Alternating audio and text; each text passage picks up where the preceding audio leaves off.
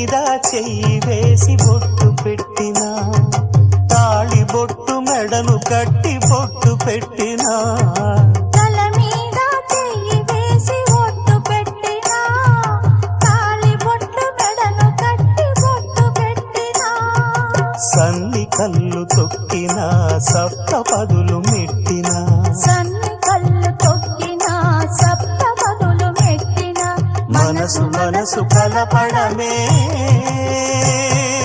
మంత్రం పరమార్థం. శ్రీరస్తు శుభమస్తు, శ్రీరస్తు శుభమస్తు. శ్రీకారం చుట్టుకుంది పెళ్లి పుస్తకం, ఇక ఆకారం